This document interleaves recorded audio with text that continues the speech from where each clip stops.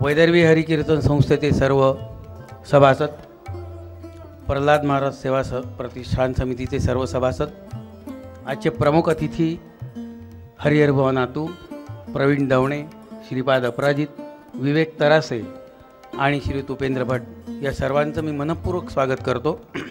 आज कीर्तनामधून, व्याख्यानामधून आणि गाण्यामधूनही बहुता भगवान श्रीकृष्णाच्या आयुष्यातल्या रसराज शृंगाराची मांडणी होणार। रुक्मिणी कृष्ण संवाद या विषयावरचं कीर्तन आपल्याला ऐकायचं आहे। मित्रहो, या सर्व मान्यवरांचं पुनश्च एकदा मी शब्दसुमनांनी स्वागत करतो आणि यांचं पुष्पगुच्छांनी स्वागत करण्याची विनंती मी कार्यकर्त्यांना करतोय। आजचे कीर्तनकार हरिभक्तीपरायण हरिहरभुवा नातू यांचं स्वागत आणि सत्कार करण्याची विनंती मी अभय पारसकर यांना करतोय। पारसकरांनी कृपया व्यासपीठावर यावं आणि आजचे बुवा हरिहरभुवा नातू यांचं स्वागत करावं, त्यांचा सत्कार करावा।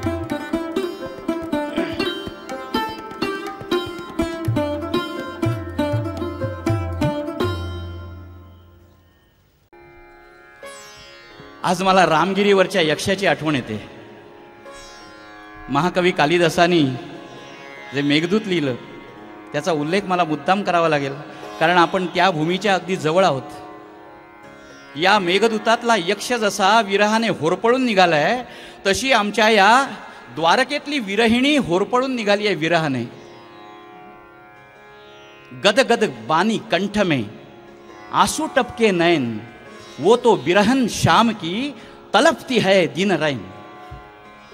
अर्थात ही रुक्मिणी येरझाऱ्या घालतेय आपल्या त्या द्वारकेतल्या प्रासादाच्या हौद्यामध्ये। कधी कधी कंटाळून त्या पारिजातकाच्या वृक्षाजवळ किंवा तुळशी वृंदावनाच्या जवळ येरझाऱ्या घालते आपल्या प्राणनाथाची आठवण पाहत। किती महिन्यापूर्वी आपला प्राणनाथ पांडवांच्या काजासाठी निघून गेला, पण आपल्या प्रियतमेची माझ्या गोपाळकृष्णांना आठवण नसावी इतका निष्ठुर नाहीये तो। कोणाकडे निरोप द्यावा? त्यावेळी निरोप द्यायची साधनं अगदी मोजकी होती हो।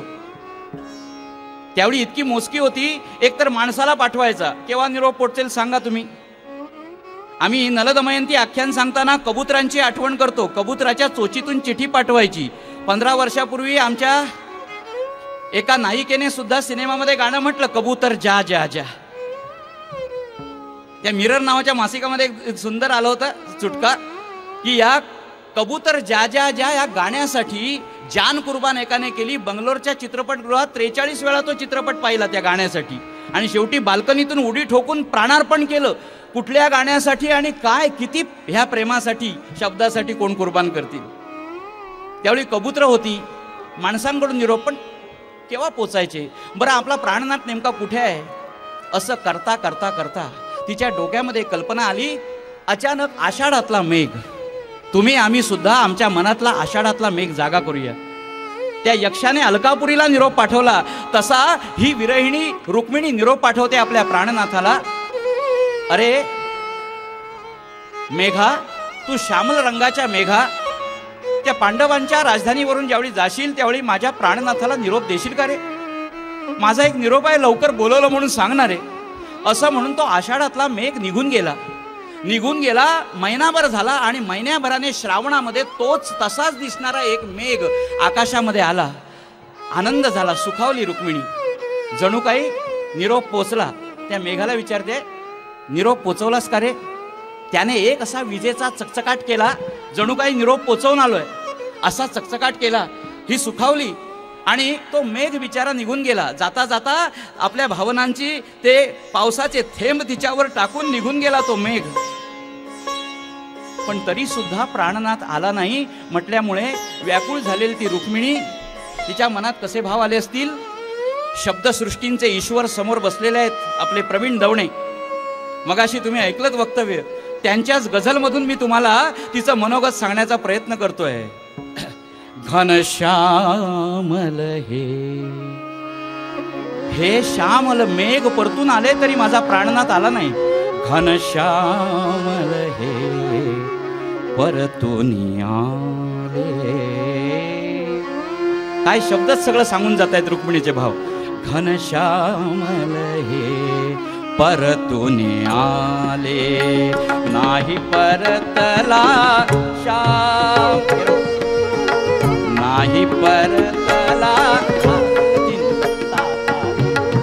नाही परतला श्याम, श्याम नाही परतला श्याम.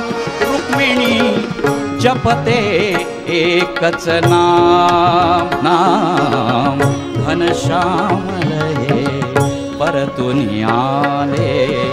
घनश्यामल हे नाही परतला श्याम, नाही श्याम. रुक्मिणी जपते एकच नाम, घनश्यामल हे. अवचित झाली धुंद धरित्री, अवचित झाली धुंद धरित्री, तीच व्यथारे माझ्या मनीची, तीच व्यथारे माझ्या मनीची. शोधित फिरते मनही भटकते. काय शब्द वापरलेत बघा दवणे सरनी.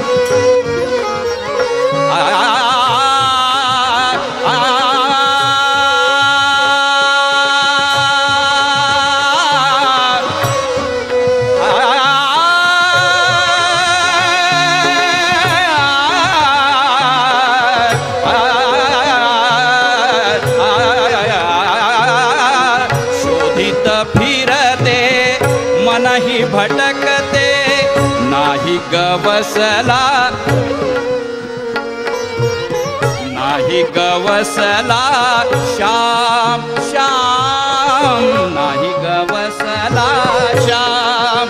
रुक्मिणी जपते एकच नाम, घनश्यामल हे परतून आले.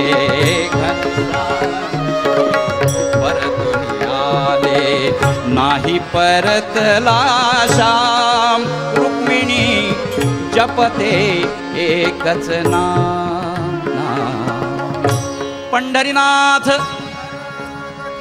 अरे घनश्यामल परतून आले, सगळे ढग आले तरी माझा श्याम अजून परतून कसा काही नाही आला. म्हणून विचार करते, विचार करते, जणू काही टेलिपथीनं म्हणा की अंतर्ज्ञानानं म्हणा, महाप्रभूंना निरोप पोचला का त्या ढगांनी पोचवला कोणास ठाऊक. ढग निरोप पोचवून परत आले, कबूतर निरोप पोचवून परत यायची, ही त्यावेळची रजिस्टर्ड एडीची सुरुवात लक्षात घ्या. आणि याप्रमाणे ती मेघाने निरोप दिलेला पोचलाय घनश्याम आपल्या मेघश्यामापर्यंत. आणि त्याने लगेच दारुकाला रथ सिद्ध करायला सांगितलंय.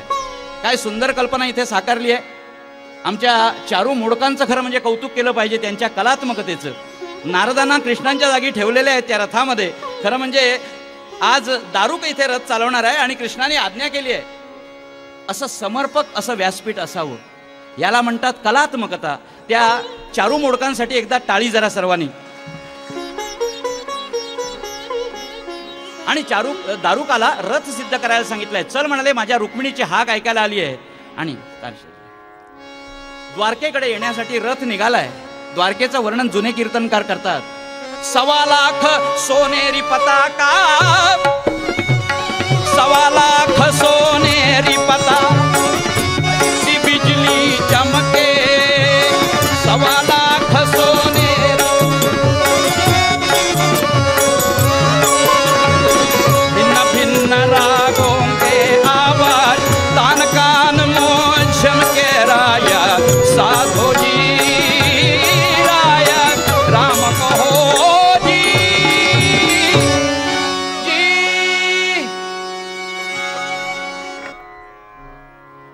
तो रथ आलाय, सिंहद्वारामध्ये रथ आला आणि सिंहद्वारातनं रथ पुढे आला.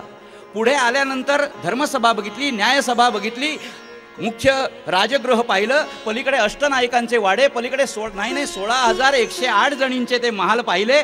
आत आल्याबरोबर, सिंहद्वारातनं आत आल्याबरोबर दारुकानं महाप्रभूंना विचारलंय, कुठे जायचं? कुठे जायचं म्हणजे काय माहितीये का, तो महाप्रभूंचा ड्रायव्हर आहे, लक्षात घ्या. दारुक हा सारथी आहे, ड्रायव्हर. तो विचारणारच, कारण 16,108 महाल. आता महाप्रभूंना नेमकं कुठल्या महालात जायचं हे त्या बिचारायला काय माहिती. तुमचा आमचा ड्रायव्हर असा प्रश्न विचारेल का हो? त्याने विचारलं, महाप्रभू कुठल्या महालासमोर? महाप्रभू म्हणाले, थोरल्या महालासमोर. आता थोरला महाल म्हणजे आमच्या रुक्मिणी देवींचा महाल. आणि इतक्यात विजेच्या गतीनं ती चाकं फिरली आणि दारुकाचा रथ आमच्या या थोरल्या महालाच्या समोर येऊन उभा राहिला. उभा राहिल्याबरोबर ताबडतोब त्या टिपरीवर, नौबतीवर टिपरी पडली आणि अचानक वेगानं ती आमची रुक्मिणी धावत आली. कशी आली? झाडावरून फार वेगानं धावत यावी तशी आली. रथामधल्या गोपाळकृष्णांचे हात आपल्या हातामध्ये घेतलेत, खाली उतरलं, हातामध्ये हात घेतलेत.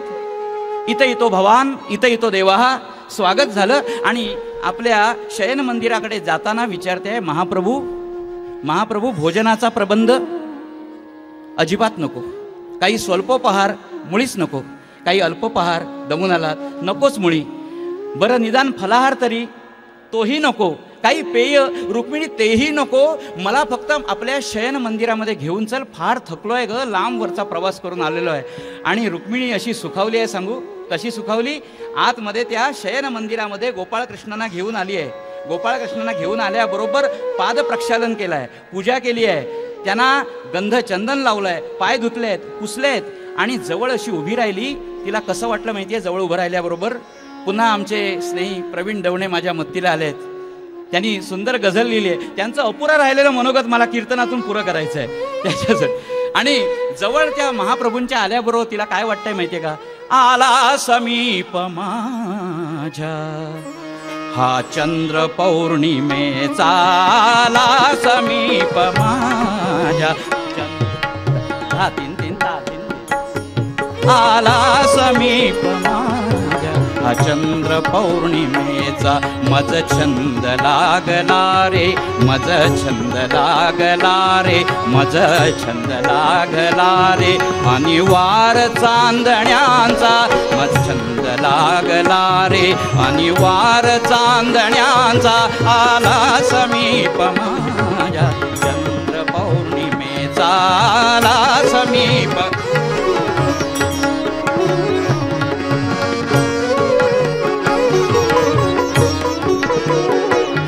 आली कशी कळेना, आली कशी कळेना, आली कशी कळेना, डोळ्यात एक धुंदी आली कशी कळेना, डोळ्यात एक धुंदी, मज वाटते असे रे वावे जिणे सुगंधी, मज वाटते असे रे वावे जिणे सुगंधी, जडले अनामनाते, जडले अनामनाते, हा दोष रे कुणाचा, आला समीप माझ्या चंद्र पौर्णिमेचा, आला समीप.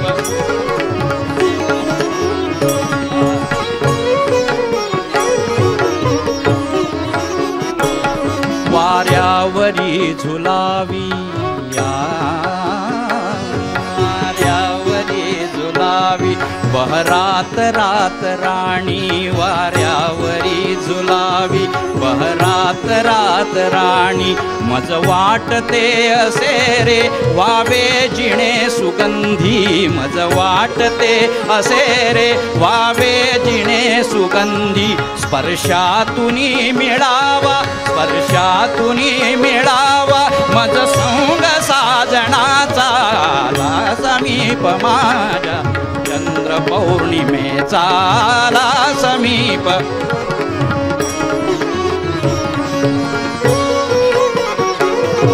हा चंद्र पौर्णिमेचा, हा चंद्र पौर्णिमेचा, हा चंद्र पौर्णिमेचा.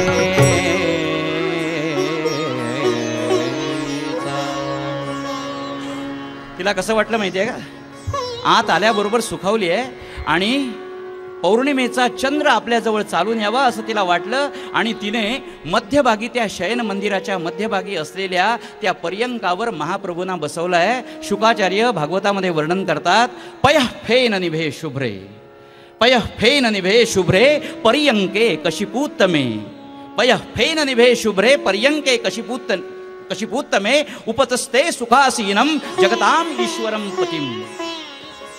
काय सुंदर वर्णन आहे भागवतामध्ये. हे संस्कृतचं वैभव आता शाळातून संस्कृत गेल्यामुळे आम्हाला मिळेन असं झालेलं आहे.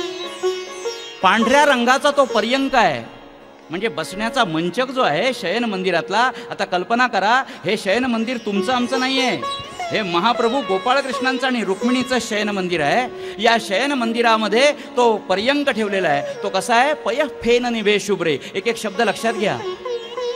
दुधाच्या फेसाप्रमाणे पांढरा शुभ्र, नुसता पांढरा नव्हे, दुधाच्या फेसाप्रमाणे पांढरा शुभ्र ज्याचा रंग आहे, अशा तऱ्हेचा तो मंचक हस्तिदंती नक्षीकामानं असा विणलेला तो मंचक तिथे मध्यभागी आहे. काय त्या शयन मंदिराचं मी वर्णन करावं. अरे वा वा वा. त्या भागवतामध्ये अवगाहन करताना अक्षरशः असा आनंद असा उचंबळून येतो. चारी बाजूला असा दिव्य अशा मोत्यांचं छत लावलेलं आहे त्या शयन मंदिराला. दिव्य अशा मोत्यांचं छत, त्या मोत्यांचे घोसच सगळीकडे जणू काय लावलेले आहे. डोळ्यासमोर ते शयन मंदिर आणा. संपूर्ण अशा सुंदर अशा पांढऱ्या शुभ्र रंगाचं छत आहे. त्या छतावर मोगऱ्यांच्या माळा सोडलेल्या आहेत. त्या मोगऱ्यांच्या माळाभोवती गुंजारव करणारे जे भुंगे आहेत, त्या भुंग्यांनी सगळं छत भरून गेलेलं आहे. रत्नांचे दिवे प्रकाश पाडतायत. जाळीदार हंडे आहेत, काचेची झुमरं आहेत.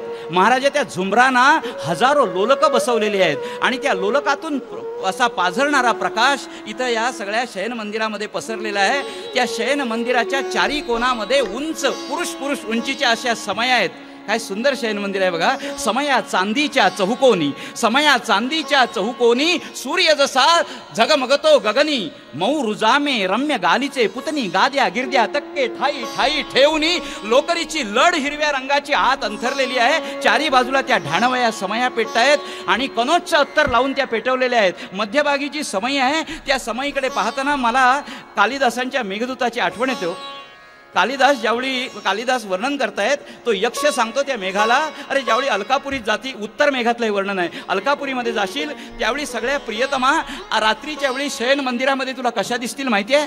त्या शयन मंदिरामध्ये आपल्या प्रियकराचं स्वागत करण्यासाठी अशा समया पेटवतील आणि ज्यावेळी प्रत्यक्ष शृंगाराचा प्रसंग येईल त्यावेळी त्यांना सहज स्त्री म्हणून लाज वाटेल आणि त्यावेळी तो दिवा विझावा म्हणून हातामध्ये गुलालाची घेतलेली मूठ त्या दिव्यावर त्या टाकतील विझावा म्हणून. पण प्रियकर सुद्धा इतके हुशार आहेत, मेघा लक्षात ठेव, हे प्रियकर इतके हुशार आहेत की त्यांनी न विझणारे दिवे म्हणजे मोत्यांचे दिवे लावून ठेवलेले आहेत तिथे त्या समयामध्ये. अशा तऱ्हेची ती समयी मध्यभागी महाप्रभू गोपाळकृष्णांच्या शयन मंदिरामध्ये आहे.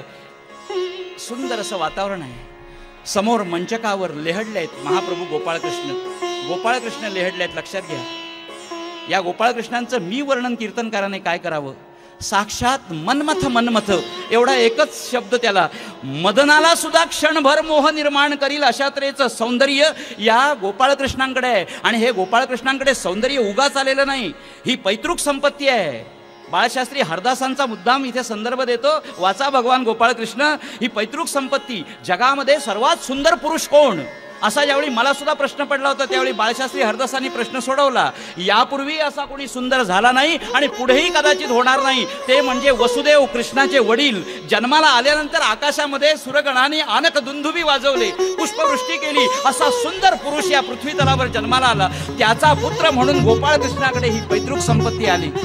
सावळा रंग शोभून दिसतोय, सावळा रंग शोभून दिसतोय. या सावळ्या रंगावर मी जरा जास्त वर्णन करतो कारण आपल्या रंगाला त्यामुळे उजाळा येतो. त्यामुळे महाप्रभूंचे आभार मानावेत, नाहीतर आम्हाला कोणी विचारलं असतो. सगळेच गोरे, रागावू नका.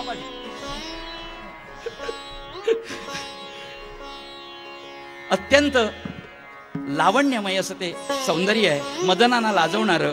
डोक्यावर नेहमीचा पुष्पमुकुट आहे, त्याच्यावर मोरपीस आहे, ही बासरी इथं खोवलेली आहे, सुवर्णाच्या रंगाचं वस्त्र नेसलेलं आहे, छातीवर श्री वत्स चिन्ह आहे, आपाद लंबिनी अशी ती वनमाला आखंड अशी घातलेली आहे. आणि अशा सुंदर दिसणाऱ्या त्या पुरुषोत्तमाचं वर्णन आम्ही काय करावं. समोर रुक्मिणी उभी आहे, समोर रुक्मिणी उभी आहे. आत गेल्या गेल्या आत गेल्या गेल्या दासीच्या हातातली चौरी तिने काढून घेतली. चौरी पालखीला ढाळतो तशी ती चौरी काढून घेतली, कारण काढून ती घेणारच, कारण आता दासीचं काही काम नव्हतं. दासी निघून गेली हे सांगायला नको, कारण आता गोपाळकृष्ण आणि रुक्मिणी हेच इथे राहणार.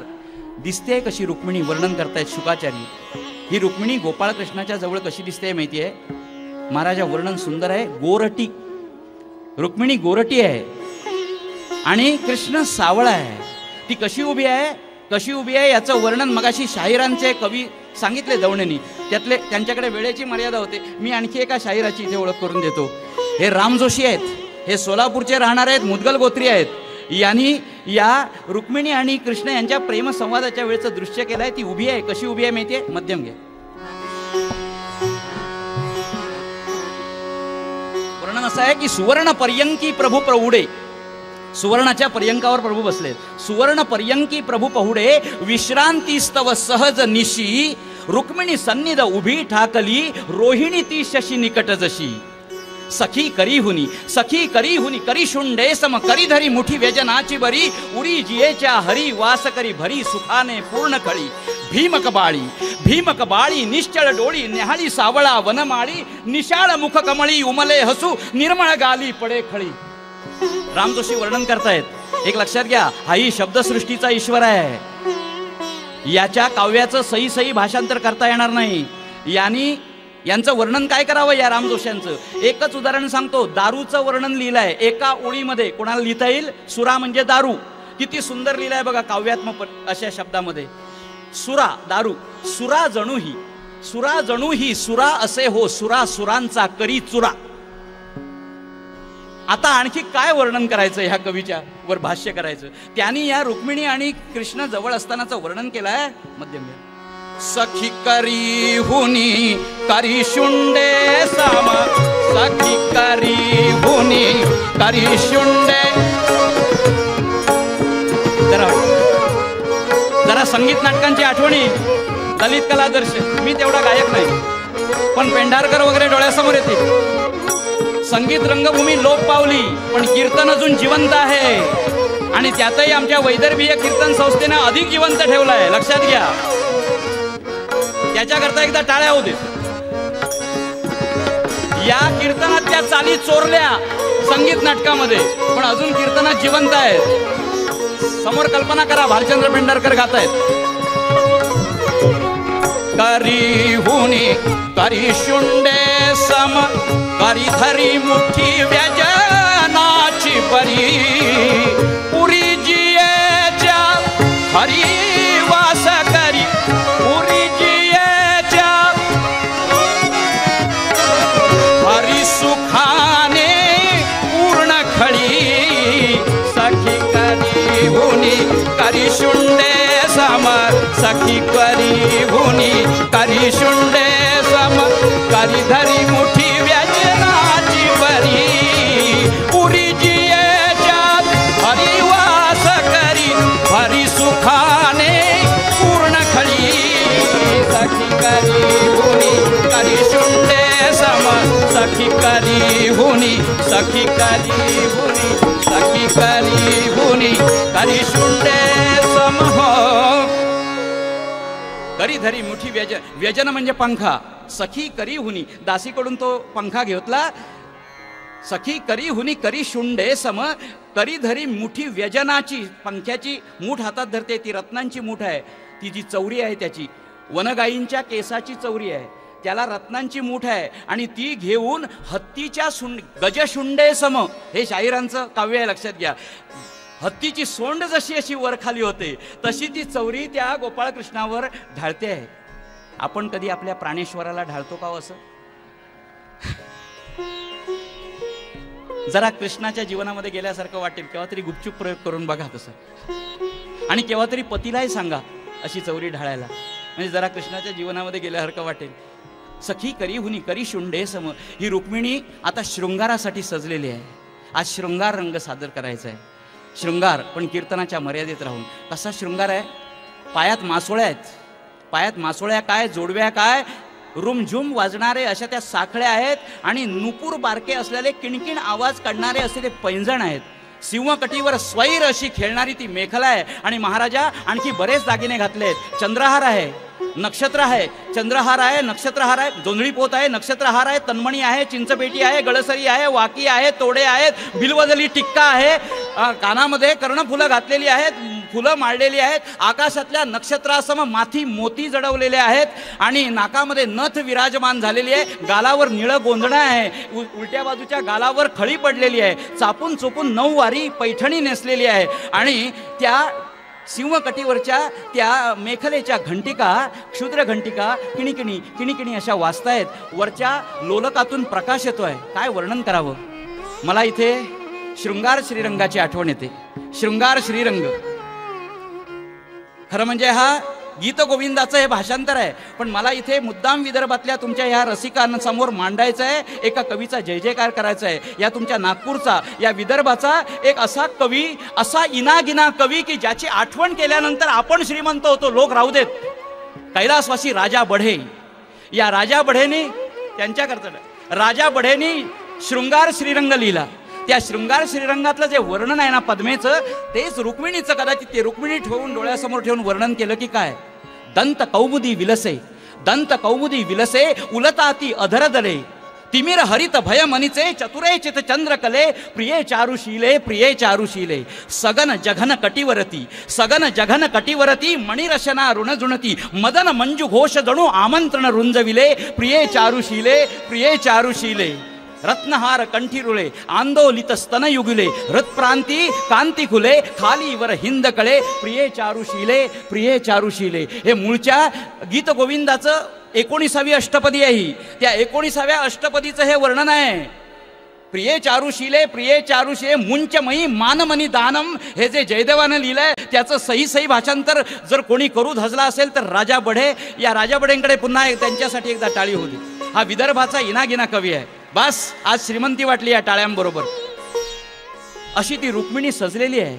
रुक्मिणी सजलेली आहे आणि सखी करी हुनी करी शुंडे, सम करी धरी मुठी वेजनाची बरी, उडी जियेच्या हरी वास करी भरी सुखाने पूर्ण कळी, भीम कबाडी निश्चळ डोळी, निहाळी सावळा वनमाळी, निशाळ मुख कमळी, उमले हसू निर्मळ गाली पडे खळी. अशी ती रुक्मिणी आता शृंगारासाठी उभी आहे. लोको, शृंगाराचं हेच स्थान नाही का. शयन मंदिर हेच शृंगाराचं स्थान. इथंच शृंगार करायचा. हेच खरं आनंद लुटण्याचं ठिकाण की नाही पती पत्नींचं. नाहीतर बऱ्याच वेळा काय होतं, आपण बाहेर जाताना शृंगार करतो आणि इथं जर लुगडं नेसायचं ठरवलं जुनं, तर मला सांगा त्या शृंगाराला काय शोभा आहे. या शयन मंदिरामध्ये कृष्ण आणि रुक्मिणी अशी एकमेकाजवळ उभी आहेत. कशी उभी आहेत. रोहिणी ती शशी निकट जशी. त्या चंद्राजवळ रोहिणी ती जी चांदणी आहे ना, तो चंद्र आणि चांदणी तशी कृष्ण आणि रुक्मिणी अशी एकमेकासमोर उभी आहेत आणि त्या ढाणवया पेटतायत. ढाणवयांचा प्रकाश वरच्या लोलकात जातोय. लोलकातला प्रकाश त्या रत्नांच्या दिव्यामध्ये जातोय. रत्नांच्या दिव्याचा प्रकाश खालच्या पुन्हा रत्नामध्ये येतोय ढाणवईतल्या, आणि तिथून त्या रुक्मिणीच्या अंगठ्यांमधल्या मोत्यांकडे जातोय. अंगठ्या, गोट, पाटल्या, किती दागिने, अंगठ्या, गोट, पाटल्या सगळे दागिने घातलेले आहेत तिने. आणखी त्याच्याशिवाय इतके इतर दागिने सगळे घातले. त्या सगळ्यावरचे जे मोती आहेत, त्या मोत्यातून बाहेर पडणारा प्रकाश, मोत्यातून बाहेर पडणारा प्रकाश कृष्णांच्या सावळ्या गालावर पडतोय आणि त्याच्या सौंदर्यामध्ये आणखी वृद्धी होते. आता सांगा, शृंगाराला इतकं पोषक वातावरण आहे आणि अशावेळी रुक्मिणीला 2 शब्द बोलावेसारखे वाटले, कृष्णाला 2 शब्द बोलावेसारखे वाटले. काय बोलले एवढं ऐकायचं आणि आरती लावायची. पंढरीनाथ या शृंगारलेल्या अशा शयनकक्षेमध्ये, मध्यम घ्या, शृंगारलेल्या शयनकक्षेमध्ये हे सगळं वातावरण सप्तरंगी वातावरण आहे. हे सगळं नवरंगी वातावरण आहे आणि याला पोषक म्हणून बाहेरच्या गुलाब, जाई, जुई, शेवंती, मदनबाण, चमेली अशा सगळ्या फुलांचा, रातराणीचा, सायलीचा सुगंध त्या गवाक्षातून आत येतोय. त्या गवाक्षाच्या झरोक्यातून सुगंध येतोय. आतल्या कृष्णचंदनाचा वास बाहेर जातोय आणि त्या सायलीच्या सुगंधाने असा कहर केलाय की त्या शृंगाराला आता उधाण म्हणजे भरती यायला लागलेली आहे. कवी वर्णन करतात त्या सायलीचा वास आल्याबरोबर, गंध पिऊनी, गंध पिऊनी सायलीचा, गंध पिऊनी सायलीचा, गंध पिऊनी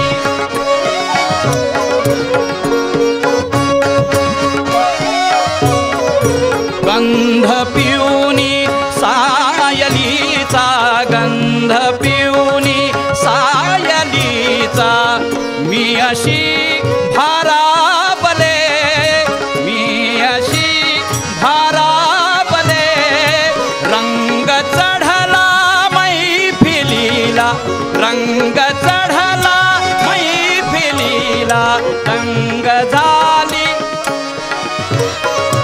दंग झाली लोचने, गंध पिऊनी सायलीचा, गंध पिऊनी, भोवती एकांत आहे, भोवती एकांत आहे, चारी बाजूला एकांत आहे, सुगंध येतोय वाऱ्याचा, भोवती एकांत आहे,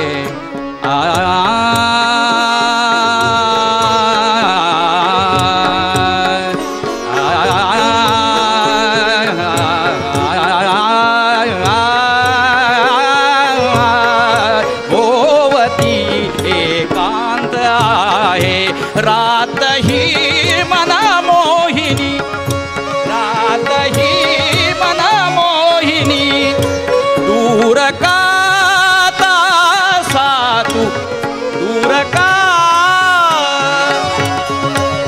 दूर का,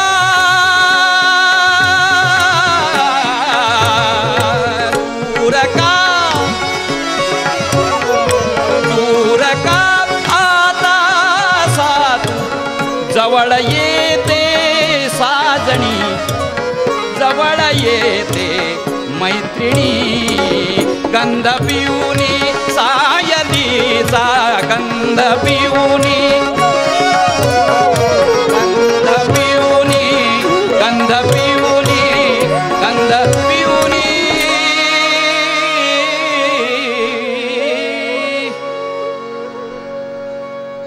पोषक वातावरण आहे, सुगंध घेऊन वारा येतोय गवाक्ष मार्गाने, गवाक्ष मार्गाने जो वारा येतोय तो रिकाम्या हाताने कसा येईल, तो रिकाम्या हाताने येणार नाही, या सगळ्या फुलांचा सुगंध घेऊन येतोय आणि नुसता येत नाहीये, ती झुमरं आणि त्या सगळ्या त्या हंड्या आहेत त्या हलवतोय, किणी किणी किणी किणी असा आवाज येतोय त्यांचा, आणि तो वारा शृंगाराला पोषक झालेला आहे. आणि महाराज आता खऱ्या अर्थानं सुरुवात झाली या संभाषणाला.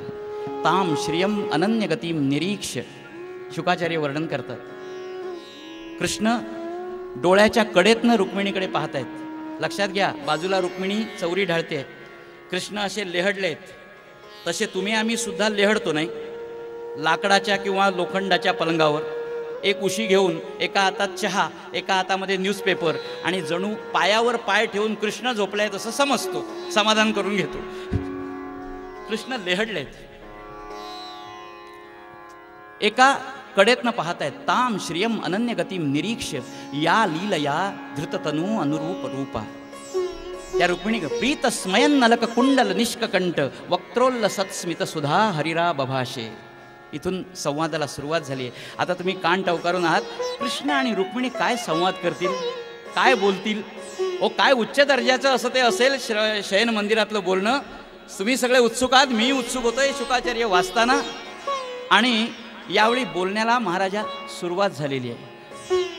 तिच्या हातातल्या अंगठ्यांचा आणि ती चौरी ढाळताना ती जी आभरणं आहेत त्या आभरणांचा आवाज येतोय.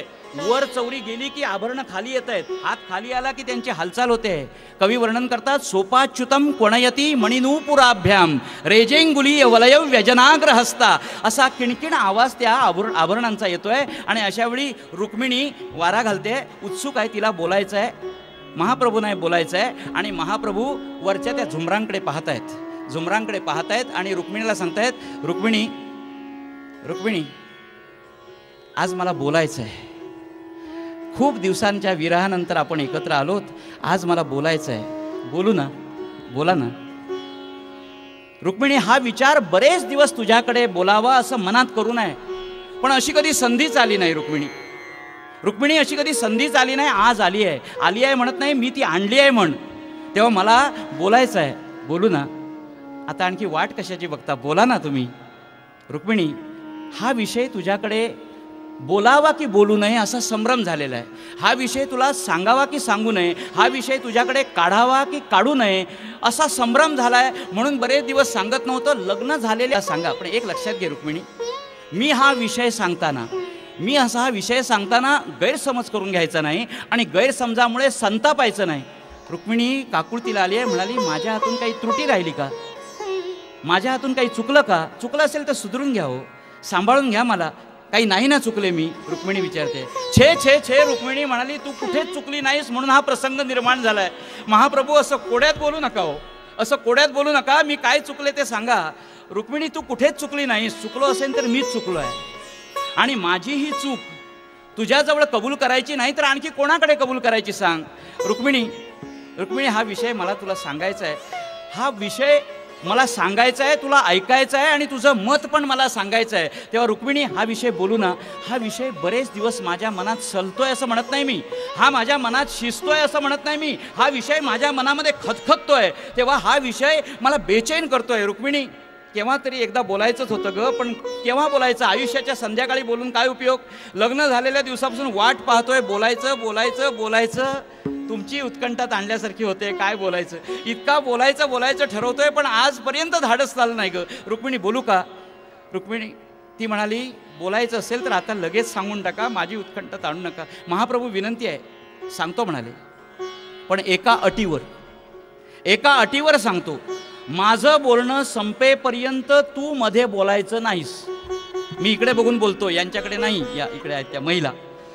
का राग येण्याची शक्यता, पण नातूबुवा बोलत नाहीत, हे गोपाळकृष्ण बोलतायत. कारण तुम्हा म्हणाले काय काय वेळा काय होतं सांगू का, नवरा बोलायला लागला की बायका नवऱ्याला बोलूच देत नाहीत. जरा थांबा असा सारखा लकडा लावतात म्हणाले. आणि मग काय होतं, नवऱ्याला काय सांगायचं होतं तेच नवरा विसरून जातो, असं बऱ्याच वेळेला होतं, कृष्ण म्हणाले. तेव्हा रुक्मिणी एक विनंती आहे, माझं बोलणं संपेपर्यंत तू मध्ये बोलायचं नाहीस. रुक्मिणी माझं बोलणं संपलं, फुल स्टॉप असं मी म्हटलं की मग तू बोलायला सुरुवात कर, मग मी मध्ये बोलणार नाही. म्हणजे कुठलेच नवरे असे बोलत नाहीत, पण मी तरी तुला सांगतोय की मी मध्ये बोलणार नाही. खात्री बाळग, मध्ये बोलायचं नाही. हे तेवढं सोपं नाही, लक्षात घ्या. हे मध्ये बोलायचं नाही एवढं सोपं नाही आहे. काही जणांना आता घराकडचे संवाद आठवले असतील, इतकं सोपं नाही आहे ते.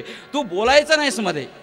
एकदा काय झालं माहिती आहे का, एक जोडपं डॉक्टरांकडे गेलं, म्हणजे बायकोनंच नवऱ्याला पुढे केलं, चला म्हणाली दवाखान्यात चला म्हटल्यानंतर बिचारा बापडा तो नवरा तिच्याबरोबर त्या दवाखान्यामध्ये आला. आता त्या दोघांनाही डॉक्टरनी पाहिलं. आता नवरा बायको एकत्र असल्यानंतर कुणाला तपासायचं, तर त्या नवऱ्यालाच तपासायचं ही खात्री असते त्या डॉक्टरला. का, कारण बायको बरोबर असली की नवराच पेशंट बऱ्याच वेळा दिसतो, त्याला आता आम्ही काय करणार. त्यामुळे तो बिचारा बापडा आला. या या या या डॉक्टरनी स्वागत केलं. काय काय आहे म्हणाले, यांना तपासायचं आहे. हरकत नाही, झोपा म्हणाले, या टेबलावर झोपा, जरा पाय वर करा, स्टेतो लावला आणि काय काय होतंय सांगा. तुम्ही तपासा म्हणाली, मी सांगते. ती बायको म्हणाली, ओ पण बरं होईल, तुम्ही सांगितलं तर आणखी आनंद होईल, काय होतंय सांगा. ओ काय सांगणार डॉक्टर, काय सांगणार. आता हे त्यांचे फॅमिली डॉक्टर होते, समोरच्या गल्लीतच हे जोडपं राहायचं, त्यामुळे डॉक्टरना माहिती होतं. वहिनी म्हणाले तुम्ही थोडी मदत करा, म्हणजे मला उपचार करायला बरं पडेल, सांगा तुम्ही काहीतरी. आता काय सांगायचं म्हणाली. आता काय सांगायचं डॉक्टर, यांच्यात आता सुधारणा कशी व्हायची ते तुम्हीच ठरवा. डॉक्टर म्हणाले नीट सांगाल का, काय झालंय ते नीट सांगा. सांगू का म्हणाली. काय होतं माहिती आहे का, हे काय करतात, आमचे हे काय करतात माहिती आहे का, रात्री शेजारच्याला कधी झोपूच देत नाहीत म्हणाले, सारखी बडबड बडबड बडबड बडबड करत असतात. बाई बाई बाई किती सहन करायचं, उजाडेपर्यंत सारखे बडबडत असतात. अच्छा, झोपेमध्ये बडबडतात. डॉक्टर म्हणाले वहिनी मी गोळ्या देतो, पण थोडी तुम्ही पण मदत करायला पाहिजे. मी म्हणजे काय, पेशंट ते, औषध घेणार ते, आणि माझी मदत कसली. नाही म्हणाले तुम्ही एवढंच करायचं, संपूर्ण दिवसाकाठी थोडी का होईना, थोडं केव्हा तरी त्यांना बोलण्याची संधी द्या तुम्ही. काय होतं माहिती आहे का, तुम्ही त्यांना कधी बोलण्याची संधीच देत नाही, म्हणून तो वचपा रात्री बडबड करून सगळा काढतो. आणि मग त्यामुळे म्हणाले हा सगळा रोग जडलेला आहे. तेव्हा बिचाऱ्यांना कधीतरी चान्स द्या दिवसातून बोलण्याचा. तेव्हा सगळे नवरे जर आता सुखावतील, उद्यापासून काहीतरी सुधारणा होईल. काय माहिती आहे का, मध्ये बडबडायची, आत्ता थांबा. रुक्मिणी मध्ये बोलायचं नाहीस. रुक्मिणी म्हणाली मी मध्ये बोलत नाही, पण आता आपण बोलायला सुरुवात करावी. आता वाट बघू नका. रात्र आता हळूहळू उत्तर रात्रीकडे चालली आहे, पहाटेकडे चालली आहे. आपण किती दिवसांनी एकत्र झालोत, एकदा बोला ना. गडे, मला ऐकायला जरा बरं वाटेल. तिला वाटलं काय प्रभू बोलणार आहेत, किती आनंदाच्या चांदण्या चमकणार आहेत असं तिला वाटलं. आणि महाप्रभू वरच्या लोलकांकडे पाहत आहेत, वरच्या लोलकांकडे पाहत आहेत महाप्रभू आणि बोलतायत. कारण रुक्मिणीच्या नजरेला नजर देण्याची छाती नाही आहे त्यांची. ते वर त्या लोलकांकडे बघून बोलतायत, रुक्मिणी आज मी बोलणार आहे, आज खूप दिवसांनी बोलणार आहे. बोला रुक्मिणी, हा विषय फार जिव्हाळ्याचा आहे. हा विषय असा आहे, कसा आहे, फार जिव्हाळ्याचा आहे. म्हणजे कसा आहे, रुक्मिणी तुझा एक समज असला पाहिजे.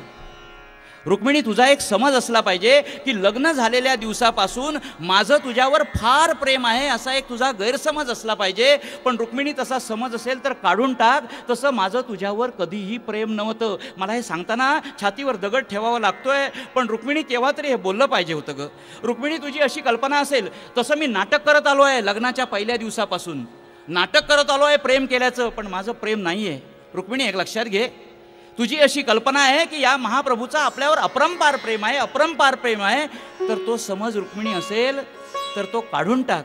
रुक्मिणी, हा समज तू हे ऐकून तुला कदाचित धक्का बसेल, हे ऐकून तुला आकृत वाटेल, हे ऐकून तुला कदाचित आश्चर्य वाटेल. पण मला आज विषय बोलायचा आहे, मला हे सांगायचं आहे. रुक्मिणी, तुझ्यावर माझं कधीही प्रेम नव्हतं आणि आजही नाही. हे वाईट वाटून घेऊ नकोस. पण डोळ्यामध्ये पाणी आणलं गोपाळकृष्णाने. तुला वाईट वाटेल, पण माझं कधीही प्रेम नव्हतं ग. काय माहिती आहे का, प्रेमाची अशी प्रतारणा किती दिवस करणार, किती दिवस प्रेमाचं नाटक करणार. रुक्मिणी, जीव कासावस होतो गो, हे होतं ग हे नाटक करताना. तेव्हा रुक्मिणी रागावू नकोस, पण माझं तुझ्यावर कधीही प्रेम नव्हतं. आता तू म्हणशील तरी ती विचारते, माझं प्रभू चुकलं का? रुक्मिणीमध्ये बोलायचं नाहीस, रुक्मिणीमध्ये बोलायचं नाहीस. माझं चुकलं का? नाही रुक्मिणी, तू कुठेच चुकली नाहीस, हेच तुझं चुकलं आहे. महाप्रभू, असं कोड्यात पुन्हा बोलू नका हो. तू कुठेच चुकली नाहीस, हेच चुकलं आहे. बरं, चूक काढायचीच झाली तर एक चूक आहे म्हणाली. तू जे सुदेव ब्राह्मणाकडून पत्र पाठवलंस ना, पाश्चात्य साहित्यिकांनी सुद्धा म्हणे याचं वर्णन केलं, the first ever love letter, पहिलं प्रेमपत्र. ते जे सुदेव ब्राह्मणाकडून तू पाठवलंस ना, तिथे कदाचित चूक झाली. काय झालं, ते पत्र आलं, ते पत्र मी वाचलं आणि तुझ्या स्वयंवराला आलो. तिथे तो पण जिंकला आणि मग तुला घेऊन आलो. मग थाटामाटाने विवाह झाला. याच्यावरून तुला काय वाटलं की मी तुझ्यावर खूप प्रेम करतो? रुक्मिणी, तुझा गैरसमज आहे. मी तुझ्या प्रेमामुळे आलो नाही, तुझ्यासाठी नाही आणि लग्न करण्यासाठी तर नाहीच नाही. कृष्ण म्हणतात, मग तू रुक्मिणी असं म्हणशील, महाप्रभू तुम्ही मग आलात कशासाठी? तुम्ही आलात कशासाठी? मी कशासाठी आलो सांगू? तुझ्यावरच्या प्रेमासाठी आलो नाही, त्या पत्रासाठी आलो नाही, तुझ्याशी बांधलेल्या प्रेमानं आलो नाही. तुझ्या त्या पत्रातल्या एका वाक्यानं मला भुरळ घातली. त्या पत्रातल्या एका वाक्यानं मला भुरळ घातली. कुठलं वाक्य? निर्मथ्य चैद्य मगधेंद्र बलम प्रसह्य माम राक्षसेन विधिनोद वह वीर्य शुल्काम. असं ते क्षात्र तेजाला आव्हान देणारं वाक्य होतं. तू लिहिलं होतंस, भगवंता माझ्या या स्वयंवरासाठी अनेक राजे येणार आहेत. इथे चेदी देशाचा राजा शिशुपाल येणार आहे. स्वतःला सार्वभौम समजणारा आणि नरमेध असा यज्ञ करण्याचा संकल्प बाळगणारा मगध देशाचा राजा जरासंध येणार आहे. त्याचे सगळे मांडलिक येणार आहेत. हा शिशुपाल येणार आहे, हा आमचा जरासंध येणार आहे. त्यानंतर माझा थोरला भाऊ रुक्मिणी तिथे हजर असणार आहे, शाल्व असणार आहे, वक्रतंत्र असणार आहे, पौंड्रक असणार आहे. एकापेक्षा एक वीर वराग्रणी माझ्या स्वयंवराला हजर असणार. हे सगळं क्षात्र मंडळ, नवे नवे हे दुष्ट क्षात्र मंडळ सगळं एकत्र आलेलं असणार. प्रभू तुला माहिती आहे, देव दानवानी समुद्र मंथन केलं आणि ते मंथन करून ज्याप्रमाणे देवानी लक्ष्मी प्राप्त केली, तसं तुला इथं जर मला मिळवायचं असेल आणि तुला जर पराक्रम दाखवायचा असेल तर या दुष्ट क्षात्र मंडळाचं मंथन करून मला मिळवावी लागेल. हे जे तू क्षात्र धर्माला पोषक असं वाक्य लिहिलंस ना, हा कुठलाही क्षत्रिय सहन करणार नाही. ताबडतोब मी निघून आलो आणि नंतर तुला पराक्रम माहितीच आहे, तुला इतिहास सर्वश्रुत आहे. सर्वत्रांचा पराभव केला, सर्वत्रांचा पराभव केला. नाहीतरी चैद्य शाल्व जरासंध दंतवक्त्रादयो नृपा ममद विशंती वामोरू रुक्मी चापी तवाग्राजा. नाहीतरी तुझा तो शिशुपाल, तो मगध देशाचा सम्राट जरासंध, हे रुक्मी, हे सगळे राजे माझा नाहीतरी माझी निंदाच करत होते. त्यांची खांडोळी करण्यासाठी, त्यांना नेस्तनाभूत करण्यासाठी मी संधी बघत होतो. म्हणून तेषाम वीर्यमदांधानाम, तेषाम वीर्यमदांधानाम द्रुप्तानाम स्मयनुत्तये आणि तासी मया भद्रे तेजोपहरतासताम. त्या सगळं दुष्टांचं खंडन करण्यासाठी वीर्य मदांधानाम, वीर्य म्हणजे पौरुष, आणि मदांधानाम त्यांना जो माज चढला होता आपल्या पुरुषार्थाचा या दुष्ट क्षात्र मंडळाला, तो एक समया विच्छेदन करून त्यांना ते सर्व एकत्र मिळतील अशी संधी साधून त्यांच्याशी प्रत्यक्ष झुंज देऊन, ज्यावेळी राष्ट्रीय पुरुषाला आपल्या मनगटाचा जोर सगळ्या राष्ट्राला दाखवायचा असतो, त्यावेळी राष्ट्रीय पुरुष अशी संधी कधीही सोडत नाहीत. त्याच्याकरता आलो. रुक्मिणी, मी राजकारणी आहे. आज मी सगळं स्पष्ट बोलणार आहे. रुक्मिणी, मी राजकारणी आहे. मला धर्मराज्य स्थापन करायचं आहे. परित्राणाय साधूनाम हे माझं ध्येय आहे. विनाशायच दुष्कृताम हे माझं ब्रीद आहे. धर्म संस्थापनार्थाय याच्याकरता माझी सगळी धडपड आहे. कबुतराच्या जोडप्यासारखा संसार करत राहणं हे काही माझं ध्येय नाही. मला वेळही नाही, माझा तसा स्वभावही नाही. तेव्हा तुला वाटलं असेल मी तुझ्या प्रेमानं आलो नाही. त्या सुदैव ब्राह्मणाच्या निरोपाने आलो, पण यासाठी आलो की या सर्व क्षात्र मंडळाचा भेद करता हवा. आणि मग मी कर्तृम अकर्तृम असा पराक्रम केला. चाप, चर्म, चक्र, कृपाण, शक्ती, तोमर, गदा प्रभृती बी या सर्व हत्यारांचा वापर केला. आणि मग कृष्ण म्हटल्यानंतर दुष्टांनी नमलं पाहिजे याच्यासाठी आलो. आणि ते मंथन करून जिंकल्यामुळे मला तुला आणावी लागली. मग लग्न करावं लागलं.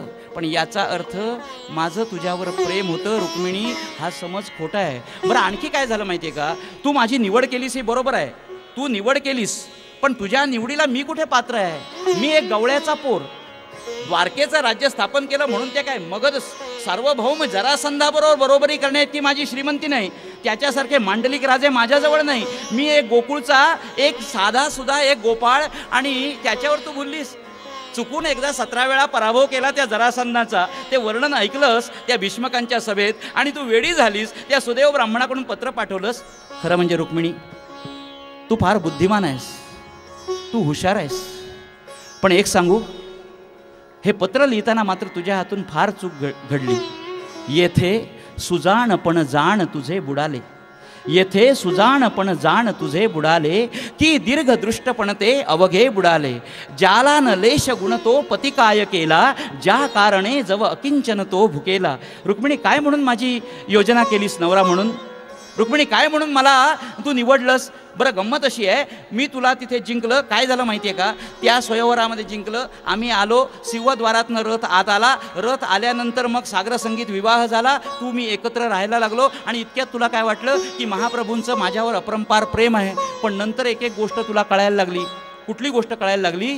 की त्या सत्राजिता त्या सेमंतक मण्याचा आळ ज्यावेळी आला, त्यावेळी मला त्या आळातून मुक्तता होण्यासाठी जांबुवंतीशी विवाह करावा लागला, हेही तुला कळलं. त्या सत्राजिताला खुश करण्यासाठी सत्यभामेशी विवाह करावा लागला, हेही तुला कळलं. त्यानंतर कालिंदीशी केला, मित्रविंदेशी केला, नाही अयोध्येमध्ये जाऊन नागनजितीशी केला. तो विवाह केला, तो काय नागनजितीवर प्रेम होतं म्हणून केला नव्हता. तिथल्या त्या राजाने तिच्या वडिलांनी पण मांडला होता की एक समया विच्छेदन करून 7 बैलांच्या नाकामध्ये एका क्षणी वेसण घालायची. आणि हे क्षात्रतेज कोणामध्ये नव्हतं. मी तिथे गेलो आणि तो पण जिंकल्यामुळे नागनजितीशी मला विवाह करावा लागला. माझे हे सगळे विवाह क्षात्रतेज दाखवण्यासाठी, प्रेमासाठी झालेले नाहीत. आणि त्यानंतर मग नरकासुराच्या तावडीतून, उद्या तुम्ही ऐकणार आहात, त्या भौमासुराच्या तावडीतून तिथं जाऊन 16,108 आणि मग असं ते सगळा माझा प्रपंच वाढत गेला. पण रुक्मिणी, मी सांगतो, तुझ्यावर प्रेम होतं म्हणून मी आलो नाही, तसा यांच्याकडे गेलो नाही. याच्या मागचा इतिहास मी एका कीर्तनामध्ये विशद करू शकणार नाही. कृष्ण असं मल्टी डायमेन्शनल असं व्यक्तिमत्व, न भूतो न भविष्यती, बस असा कृष्ण, तो वर्णन करणं कठीण आहे. आजच्या पुरता मी वर्णन करतो. रुक्मिणी, लक्षात घे. मग काय झालं माहिती आहे का? मलाही असं वाटलं की तू माझ्यावर नितांत प्रेम करतेस. पण रुक्मिणी, मी एक सांगतो, तुझ्या प्रेमाला मी कधी पात्रही नव्हतो. अगं, एक लक्षात घे, प्रेम तू माझ्यावर केलंस, पण प्रेमाला प्रेमाचा प्रतिसाद नको का? मी तुला कधीच प्रेम केलेलं नसल्यामुळे तुला प्रेम मिळालं नाही. बरं, एक माहिती आहे, मला माहिती आहे तुझं नितांत प्रेम माझ्यावर आहे. तुझं हे प्रेम अपरंपार प्रेम, पावलो पावली प्रत्येक शरीराच्या हालचाली बरोबर मला लक्षात येत आहे. नितांत प्रेम करून आहेस, पण माझं प्रेम तुझ्यावर कुठे आहे? आणखी एक सांगतो रुक्मिणी, तुला काय वाटलं? एक लक्षात घे, माझं तुझ्यावर जे प्रेम आहे, त्यानंतर इतके विवाह मी केले तरी सुद्धा तू कधी आपली नाराजी व्यक्त केली नाहीस. तू कधीही आपली नापसंती व्यक्त केलीस नाही. याचा अर्थ मी असा घेतला की तू आतल्या आत कुडत असली पाहिजेस, आतल्या आत तू झिजत असली पाहिजेस. त्यामुळे तुझ्या या झिजण्याला मी असा विचार करतो, मी राजकारणी माणूस आहे रुक्मिणी, असा विचार करतो की कृष्णा, कृष्णा, तुझ्या या राजकारणाकरता एका अश्राप अशा या कन्यकेचा बळी दिलास रे तू प्रेमाचं नाटक करून. तेव्हा रुक्मिणी असं म्हणतो, या सगळ्या व्यापातून सुटण्यासाठी तुला या विवाहाच्या बंधनातून, वर पाहत आहेत प्रभू, रुक्मिणी तुला या विवाहाच्या बंधनातून आज मुक्त करायचं ठरवलंय ग, काडीमोड घ्यायचा ठरवलाय, आज तुझ्यापासून वेगळं व्हायचं ठरवलंय. तुला वाईट वाटेल म्हणून माझ्या डोळ्यामध्ये पाणी येतंय रुक्मिणी. रुक्मिणी, वाईट वाटून घेऊ नको, माझं तुझ्यावर कधी प्रेम नव्हतं, पण केव्हा तरी सांगायचं म्हणून. एक लक्षात घे, तुझ्या स्वयंवराला इतके राजे आले होते, अथात मनो अनुरूपम वै भजस्व क्षत्रियर्षवम येन त्वमाशिष सत्या इहा मूत्र च लप्स्यसे. रुक्मिणी, तुझ्या त्या स्वयंवराला सगळं क्षात्रमंडळ आलं होतं. माझ्यापेक्षा सुंदर दिसणारे अनेक तरुण राजपुत्र होते. त्यातला तुला जो कोणी आवडला असेल, ऐका हा, कृष्ण बोलतायत, तुला जो कोणी आवडला असेल त्याचं नाव सांग, मी दारुका करवी तुला त्याच्याकडे पाठवतो आणि बाप कन्यादान देतो. तशा पद्धतीनं पुण्यावाचन करून मी तुला त्याला अर्पण करतो. बस रुक्मिणी, याच्या पुढे नाटक नको, तुझं पुढचं आयुष्य तरी सुखाचं जावं. हे रुक्मिणीशी बोलतायत. रुक्मिणी चौरी ढाळते, गजशुंडे समकरी धरी मुठी कनकाची बरी उरी जियेच्या हरिवास. तो सांगतोय, रुक्मिणी ऐक, आता तरी क्षत्रिय तू भलागे. वामन पंडित, आता तरी क्षत्रिय तू भलागे, वरी जयाचा तुझं लोभ वाटे. तुला जो कोणी क्षत्रिय आवडला असेल तो सांग, मी त्याच्या ताब्यामध्ये तुला देतो. आणि ती चौरी ढाळते. यापूर्वी कधीच अप्रिय भाषण असं न ऐकलेली रुक्मिणी हृदयातून घाबरून गेली. शरीराला कंप सुटला, हुंक्याचा एकच टाहो निघाला आणि ती गजशुंडेसारखी हलणारी चौरी वर गेली. ती वरच्या वरच गेली आणि धाडकन कोसळली. रुक्मिणी कोसळल्याबरोबर महाप्रभू चटकन उठले, खाली उडी मारली, पलंगावरून थेट उडी घेतली आणि खाली आले. पाहतायत रुक्मिणी कशी पडली आहे माहितीये का? शुकाचार्यांनी वर्णन केलंय भागवतामध्ये. रंभेव वायू विहता प्रविकीर्य केशान तस्याः सुदुःख भय शोक विनष्ट बुद्धेः. कशी पडली? रंभेव वायू विहता प्रविकीर्य केशान. मोठ्या सुसाट्याच्या वाऱ्याबरोबर, वादळामध्ये केळ कशी उन्मळून पडते, तशी एका क्षणामध्ये ते ऐकल्याबरोबर काडीमोड घ्यायचाय म्हटल्याबरोबर जी खाली धाडकन कोसळली. अक्षरशः म्लान झाली, शुद्ध गेली, डोळ्याच्या कवड्या वर गेल्या. महाप्रभू खाली आले, घाबरे गोबरे झालेत. महाप्रभूंनी तिला उचलली आहे, मध्यम उचलली आहे. कशी उचलली? 2 हातांनी का? नाही, 4ही हातांनी उचलली. आमचे सोलापूरचे रामजोशी वर्णन करतात, चतुर्भुजानी अलगद उचली प्रभुती सखी गोजिरी विद्ध हो मदनाची मंजिरी. चतुर्भुजानी अलगद उचली, चतुर्भुजानी अलगद उचली, चतुर्भुजानी अलगद उचली, चतुर्भुजानी अलगद उचली, चतुर्भुजानी अलगद उचली, चतुर्भुजानी अलगद उचली, चतुर्भुजानी अलगद उचली.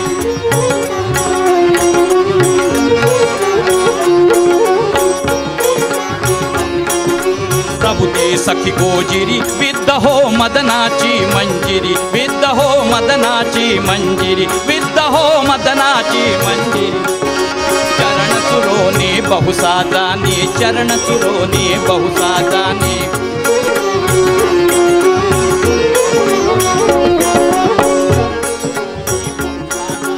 चरण चुरोनी बहुसाजानी, चरण चुरोनी बहुसाजानी. बोलवी परमेश्वर दाटला चित्ती बहु गहिवर, दाटला चित्ती बहु गहिवर, दाटला हो चित्ती बहु गहिवर.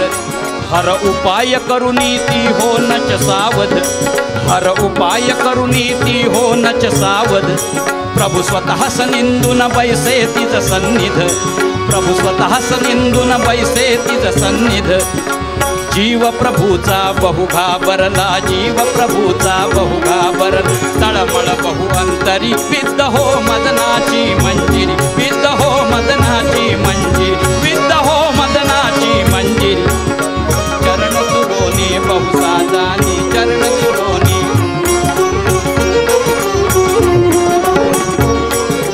बहुसाजानी. गुलाब शिंपुन कानी पुंकली, गुलाब शिंपुन कानी पुंकली. गुलाब शीतोदके शमविली स्वये जगन्नायक, शमविली स्वये जगन्नायक, शमविली हो स्वये जगन्नायक.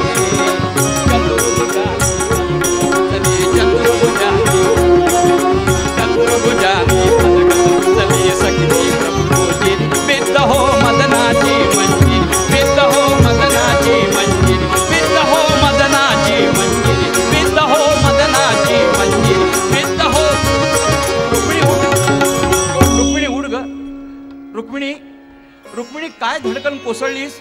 अगं इतक्या विरहाच्या दिवसानंतर आपण एकत्र आलो, तुझी थोडीशी थट्टा केली तरी सुद्धा तुला खरं वाटलं. अगं मी विनोद केला, अगं मी थट्टा केली, गंमत केली तुझी, काय ती मनावर घेतलीस आणि केळीसारखी धडकन खाली कोसळलीस. तसी आहार शुकाचार्य वर्णन करतात. सुदुःख भय शोक विनष्ट बुद्धे हस्तात् छलत द्वलयतो व्यजनम पपात. एवढी म्लान होऊन पडलीस, चारी हाताने उचलली, जशी पडली होती तशी उचलली आणि आपण लेहडले होते तशी तिला त्या पर्यंकावर पयफेन निभे शुभ्रे पर्यंके कशी पुत्तमे तिला अशी बसवली आहे. आणि महाप्रभू आता कासावीस झाले आहेत, घाम फुटलेला आहे, आता ती शुद्धीवर कशी येईल? छातीला कान लावून पाहतायत, धडधड कुठे दिसत नाही. डोळ्याच्या कवड्या बघितल्या, त्या वर गेल्या, शुद्ध गेली. रुक्मिणी तू गेलीस की काय? रुक्मिणी गेलीस की काय म्हणून इकडे तिकडे पाहतायत कोण. मग तिला गुलाब पाणी आणलं, ते शिंपडलंय, किती शिंपडलं तरी तुझं शुद्धीवर येत नाही. रुक्मिणी जागी हो, विनोदानं बोललो, थट्टा म्हणून बोललो, मस्करी, मला तर पश्चाताप होतोय, वाईट वाटून घेऊ नको ग, मी गंमत म्हणून बोललो, जागी हो, जागी हो रुक्मिणी. रुक्मिणी कुठे जागी होते? तिची शुद्ध झरपून गेली हो, पार म्लान झाली. बरं, दासीला हाक मारावी म्हणून हातामध्ये हातोडी घेतली आणि झांगटीवर आता टोला मारणार. झांगटीवर टोला अशासाठी मारतात, राजघराण्यामध्ये शयन मंदिरामध्ये टोला मारल्यानंतर कंचुकी येते. कंचुकी आल्यानंतर तिला सांगावं राजवैद्यांना बोलावून घेऊन ये. आता मग ती आली, राजवैद्यांना बोलावून आणलं आणि राजवैद्यांनी जर विचारलं की महाप्रभू हिची शुद्ध गेली कशावरून, का सगळं बिंग बाहेर पडेल, तेव्हा झांगटीवर हातोडी पण मारता येईल. रुक्मिणी जागे हो ग. तळपाय चोळतायत, दोन हातांनी पाय धरले, दोन हातांनी तळपाय चोळतायत, चतुर्भुजाने सारखं तिच्या छातीकडे असं दाबून पाहतायत, कान लावतायत, धडधड तुझी ऐकायला येऊ दे, पाणी शिंपडतायत, कानात फुंकर मारतायत आणि सारखी सेवा करण्यामध्ये आहेत. रुक्मिणी जागी हो, जागी हो, जागी हो, जागी हो. रुक्मिणी काही जागी होत नाहीयेत, कावरे बावरे झाले आहेत, धडधड धडधड काळीज होत आहे महाप्रभूंचं. आणि करता करता करता करता महाराजा उत्तर रात्र संपली आणि पहाट आली. महाप्रभू व्यथित झालेले आहेत, व्याकुळ झाले आहेत. रुक्मिणी जागी हो. रुक्मिणी मी थट्टा केली, तुला कळली नाही ग. थोड्या वेळाने पहाटेच्या सुमाराला डोळ्यातल्या कवड्या हळूहळू खाली यायला लागल्या. हायसं वाटलं महाप्रभूंना. जरा छातीला कान लावले, धडधड धडधड, जरा ऊब वाटायला लागली. रुक्मिणी शुद्धीवर येतेस? आनंद वाटला. हळूहळू पायाला गरमपणा यायला लागला. रुक्मिणी अगं जागी हो, जागी हो असं म्हणतायत, तोच हळूच त्या कवड्या ज्या खाली यायला लागल्या, तिने आपले हात असे जवळ घेतले, थोड्या वेळाने ते असे मंचकाच्या दोन्ही बाजूला ठेवली आणि असं उठायचा प्रयत्न करते. उठू नको रुक्मिणी, उठू नको, जरा अमळशी पडूनच राहा, उठू नको, तुला त्रास होईल, फार त्रास होईल, उठू नको असं म्हणतायत. तरी ती म्हणते महाप्रभू. उठून बसलीच. महाप्रभू आता जरा बरं वाटतंय, आता जरा बरं वाटतंय, नाही मला आता बरं वाटतंय, तुम्ही वाईट रुक्मिणी अगं मला पश्चाताप होतोय, मी विनोद म्हणून बोललो, गंमत म्हणून बोललो, थट्टा म्हणून बोललो, ते मनावर घेतलंस काय? केळीसारखी धाडकन कोसळलीस काय? एवढं मनावर घेतलंस? अगं विरहानंतर भेटलो आणि मी थट्टा केली, ती सुद्धा तुला समजली नाही. माझ्या सांगण्यावर, माझ्या बोलण्यावर विश्वास नाही का रुक्मिणी तुझा? ती म्हणते हात असे टेकून, महाप्रभू महाप्रभू ऐका नीट कान देऊ. महाप्रभू नाही हो, तुमच्या बोलण्यावर विश्वास आहे माझा, तुमच्या शपथेवर विश्वास आहे माझा, नाही असं नाही. पण मी विचारते महाप्रभू, इतक्या जवळजवळ चातुर्मासानंतर आपण भेटलो, तेव्हा अशी थट्टा केलेली योग्य आहे का हो महाप्रभू? असा विनोद केलेला योग्य आहे का हो? काय हरकत आहे म्हणाले विनोद करायला? नाही, पण अशी जीवघेणी चेष्टा करणं बरोबर आहे का? काय माहिती आहे का, अशी चेष्टा इतक्या दिवसानंतर भेटल्यानंतर करायची असते. काय सांगताय महाप्रभू? एवढी जीवघेणी की आता तुला या विवाह बंधनातून मोकळा करतो. रुक्मिणी एक लक्षात ठेव, ही गंमत करण्यासाठी बोललो, ही काय गंमत करण्याची गोष्ट आहे का? महाप्रभू याच्यावर कोण विश्वास ठेवील का? इतकं तुम्ही बोलत होता वर लक्ष ठेवून, मला वाटलं हे आता केव्हा तरी निर्वाणीचं बोलतायत आणि आपल्या जीवनातल्या सगळ्या आशा संपल्या असं वाटलं. महाप्रभू आणखी एक विचारू, नीट ऐका, संवाद आहे हा कृष्ण रुक्मिणी. आणखी एक विचारू, हे तुमचं बोलणं, ही थट्टा, हा विनोद, ही गंमत धर्मशास्त्राला मान्य आहे का हो? धर्मशास्त्राला मान्य आहे का हो? रुक्मिणी मला तू धर्मशास्त्र सांगतेस? सकथम धर्मसेतूनाम करता वक्ता अभिरक्षता. रुक्मिणी धर्म बांधणाऱ्याला तू धर्म शिकवतेस? अगं धर्म बांधणारा मी, धर्माविषयी वक्तव्य करणारा मी, धर्मानं स्वतः वागून लोकांना धर्माने वागा म्हणून सांगणारा मी, आणि मला तू धर्म शिकवायला लागलीस? नाही म्हणजे एवढं विचारते की हा जो विनोद केला, थट्टा केली जीवघेणी, अशी थट्टा नवऱ्याने बायकोची करावी असं तुमच्या धर्मशास्त्रामध्ये लिहिलंय का हो? असं लिहिलंय का हो? नक्की लिहिलंय म्हणाले. या नर्मही नियते यामहा. कृष्ण म्हणतायत यामहा या नर्मही नियते. एक लक्षात ठेव रुक्मिणी, हे धर्मशास्त्रात लिहिलंय. कधी कधी प्रणयाच्या प्रसंगाला ज्यावेळी पती पत्नी खूप विरहानंतर एकत्र येतात, एक लक्षात ठेवा, मी तुम्हाला मगाशी सांगितलं, लक्झरी आर्टिकल्सने आनंद निर्माण होत नाही, भौतिक पैशानं, सुखानं, पद प्रतिष्ठेनं नाही. एक लक्षात ठेवा, दिक्कोन गाजवला, पैसा मिळवला, पद प्रतिष्ठा मिळवली नाही, पण तुम्ही बाहेर कितीही सगळी गमजा केली, पण घरातल्या माणसांचं अंतःकरण जर जिंकता आलं नाही तर ततः किम, त्या प्रपंचाला काही अर्थ नाही. लक्षात ठेव. अगं या अंतःकरणातले भाव अधिक द्विगुणित व्हावे याच्यासाठी केव्हा तरी या नर्मही नियते, नर्म विनोद करण्याची धर्मशास्त्राने परवानगी दिली आहे. नवऱ्याने बायकोची थट्टा करावी, बायकोनं नवऱ्याची करावी. त्या शृंगारलेल्या अशा वातावरणामध्ये रात्र आनंदानं जावी. रुक्मिणी रात्र नुसती जागवण्यासाठी नसते तर ती गाजवण्यासाठी असते, आणि ती गाजवायची कशी? सुंदर संवादाने, अंतरातल्या शब्दांनी, एकमेकावर आपलं प्रेम उधळून अशी ती रात्र घालवायची असते. याच्यासाठी प्रसंगी विनोद करण्याची परवानगी या धर्मशास्त्राने दिलेली आहे रुक्मिणी. नाही पण एक लक्षात घ्या, पण मला खरंच सांगा, हा असा विनोद तुम्ही का केलात? अशी थट्टा का केली? महाप्रभू आता भावनेनं ओथंबलेत. रुक्मिणीचे 2 हात हातामध्ये घेतलेत. 10 मिनिटात कीर्तन संपूर्ण. दोन्ही हात हातामध्ये घेतलेत आणि प्रभू सांगतायत, रुक्मिणी मी खरं सांगू का कशा करता बोललो? आपण किती दिवसांनी एकत्र आलो रात्रीच्या वेळी, तेव्हा माझी अशी इच्छा होती, लग्न झालेल्या दिवसापासून, रुक्मिणी ऐका, लग्न झालेल्या दिवसापासून आज मितीपर्यंत तुला मी कधीच रागावलेली पाहिलं नाही, कधीच रागावलेली पाहिलेलं नाही. इतक्या स्त्रिया आणल्या, इतके विवाह केले, तरी सुद्धा तू रागावली नाहीस. तेव्हा मध्यम नयन शरधनुष्ये भोवयांच्या प्रतापे, श्रवणवरी येती तांबडे कोपतापे, अधर फुरफुरीती रक्तवर्ण स्वभावे, असिस तुझ पहावे बोललो याच भावे. पंढरीनाथ महाराज की जय. रुक्मिणी असं का बोललो माहितीये का? लग्न झालेल्या दिवसापासून तू कधीच रागावलेली दिसली नाहीस. निदान मी असं बोललो ना, आता आपण हे लग्नाच्या बंधनातून मोकळं करतो, असं मी एकदा बोललो की तू रागाने फुरफुरशील, तुझी कानशिलं रागाने तापतील, ओठ थरथरायला लागतील, आणि या धनुष्याच्या सारख्या आकृत्या असणाऱ्या भुवया तू मला दाखवून तुझ्या हे लाले लाल डोळे माझ्यावर रोखून बघशील असं मला वाटलं होतं. तशी तुला पहावी म्हणून अशीच तुझं पहावे बोललो याच भावे. याच्याकरता बोललो रुक्मिणी. अच्छा, याच्याकरता बोललात. एक लक्षात ठेवा, महाप्रभू कशासाठी बोलले? रुक्मिणी अशी कधी दिसत नाही रागावलेली, आणि आपणाला महाराजा तुम्हाला आणि मला तशीच कधी दिसत नाही. तर काय सांगावं? भगवंत म्हणाले एवढा आटापिटा केला तुला रागावण्यासाठी, एवढा आटापिटा केला, एवढा आटापिटा की माझी निराशाच झाली. पण महाराज तुमची आमची कधी घरी अशी निराशा झाली आहे का हो? अशी झालेली नाही. अशी ही निराशा खरं म्हणजे महाप्रभूंना असं वाटत होतं की अशी रागवावी आणि एक दिवस सुखाचा जावा, पण ती निराशा पदरी पडली नाही महाप्रभूंच्या. ते म्हणाले तू कधीच रागावलेली दिसली नाहीस. मला लहानपणचा एक प्रसंग आठवतो. 9वी 10वीत कविता होती. काय कविता होती? मला वाटतं गोडेंची कविता होती.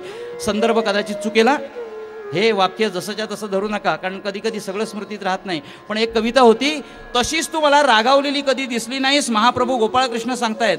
आणि इथं कवितेमध्ये तो म्हणतो की नवरा लग्न झाल्यानंतर 8-10 वर्षांनी सांगतोय. काय सांगतोय? अगं प्रियतमे तू तशी का दिसत नाहीस, तू तशी का दिसत नाहीस. तेव्हा ती विचारते मी तशी दिसले असते हो. तशी म्हणजे कशी? ती विचारते. तशी म्हणजे कशी? ज्यावेळी लग्नात अंतरपाठ धरले होता भटजीनी, आणि मंगलाष्टक संपल्यानंतर अंतरपाठ बाजूला झाल्यानंतर ती माळा घालताना तू माझ्याकडे पाहून जी काय हसलीस ना, तशी तू का दिसत नाहीस. ती म्हणाली मी तशी दिसू शकते, पण त्याला कारण काय माहिती का? तुम्ही तसे का दिसत नाही. कसे? त्यावेळी अंतरपाठ बाजूला झाल्यानंतर तुम्ही जसं माझ्याकडे पाहिलं तसं तुम्ही कधी दिसाल, त्यावेळी मी तुम्हाला तशी दिसेन. आपली कायम निराशाच महाप्रभूंची. एक लक्षात घ्या, कधी निराशा करू दिली नाही ना. आणि प्रपंचातलं बोलणं संपत आलं. आता महत्त्वाचं वाक्य लक्षात घ्या. 10 मिनिटात कीर्तन संपवणार. म्हणजे तुम्ही विनोद केलात गंमत करण्यासाठी. महाप्रभू हा धर्मशास्त्राला विनोद संमत आहे. पण एक लक्षात घ्या, मी तशी वागावे म्हणून तुम्ही बोललात, तशी रागावलेली दिसावी म्हणून बोललात. हे तू असंच बोललात ना? हो म्हणाले, तसंच बोललो. मग आता मी सांगू का? ऐकून घ्या नीट. मग आता आणि एक लक्षात घ्या, पुढे मागे कधी, एक लक्षात घ्या, हे धर्मशास्त्राला जर मान्य असेल तर पुढे मागे मी सुद्धा तुमची कधी थट्टा केली तरी तुम्ही रागावणार नाही ना?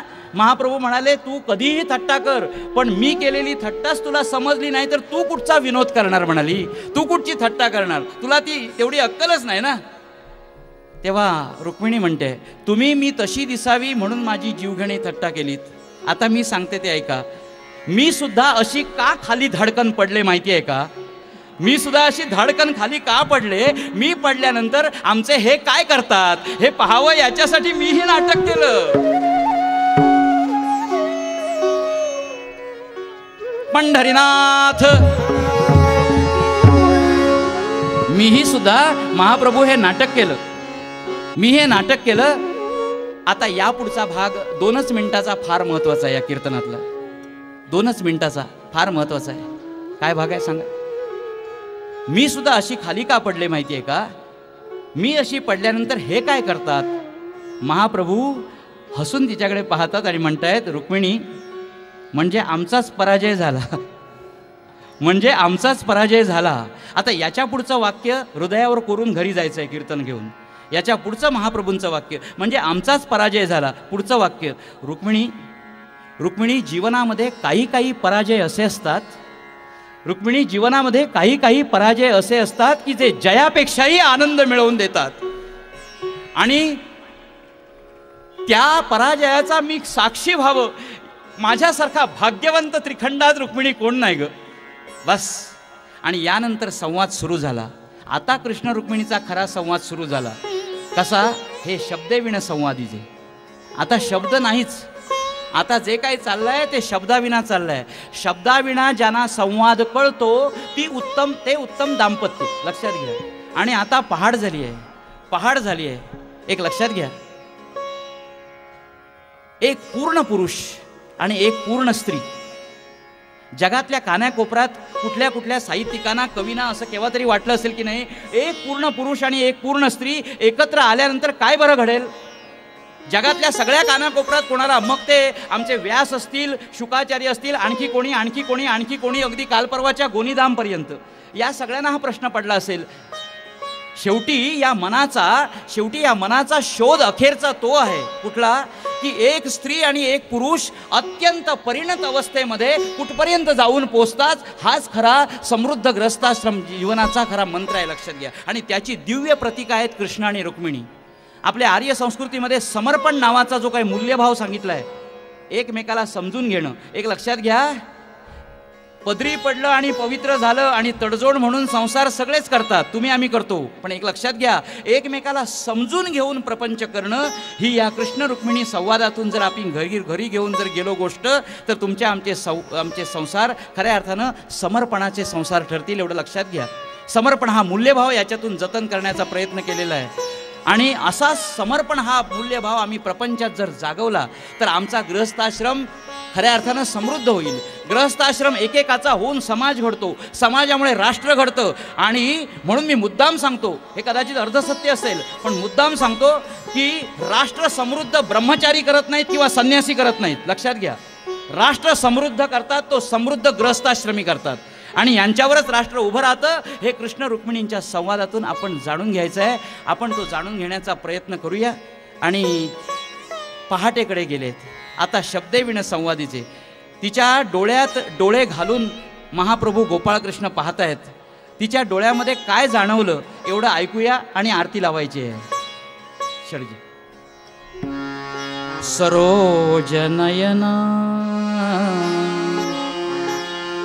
रुक्मिणीच्या डोळ्यात नजर घातली आहे महाप्रभूंनी आणि तिनं महाप्रभूंच्या डोळ्यामध्ये.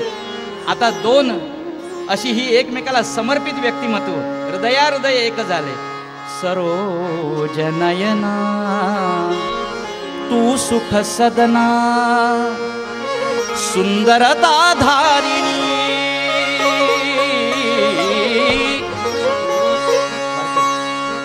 स्वामिनी या हृदयाची मदन रंग रंगिणी रंगिणी मदन रंग रंगिणी रंगिणी मदन रंग रंगिणी रंगिणी मदन रंगिणी रंगिणी सरोजनयना तू सुख सगना सुंदरता धारिणी तूच स्वामिनी हृदयाची मदन रंग रंगिणी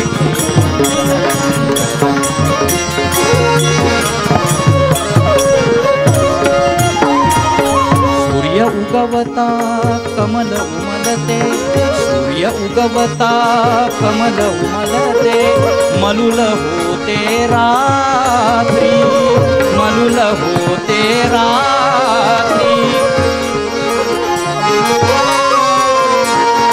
मलुल होते रात्री मलुल होते रात्री। या कीर्तनामध्ये वैदर्भीय हरिकीर्तन संस्था सद्गुरू प्रल्हाद महाराज सेवा ट्रस्ट यांचा आभारी आहे, तुम्ही श्रोत्यांचा आभारी आहे।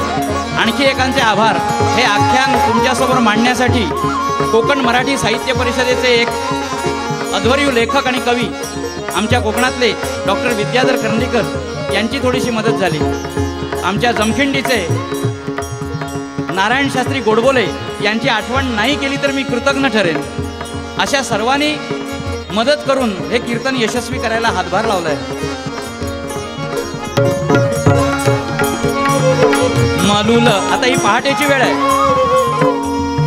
मलुल होते रात्री मलुल होते रात्री मलुल होते रात्री मलुल होते संध्याकाळची वेळ जरा वेगवेगळे राग हिंदुस्थानी शास्त्रीय मलुल होते रात्री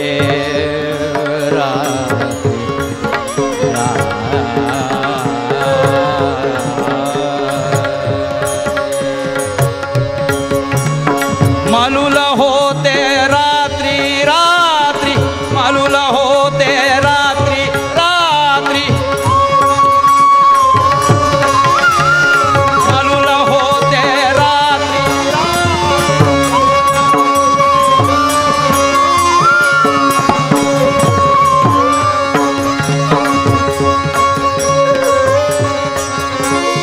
परिरात्रंदिन सदैव दिससी परिरात्रंदिन परिरात्रंदिन परिरात्रंदिन सदैव दिससी तूच चारू गात्री तूच चारू गात्री परिरात्रंदिन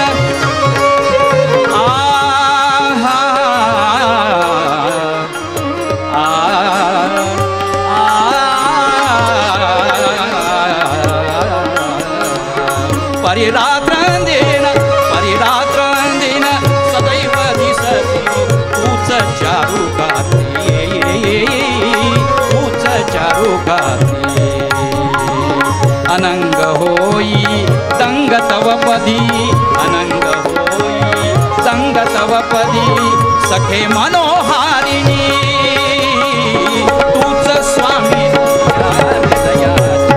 मदन रंगिणी मदन रंगिणी रंगिणी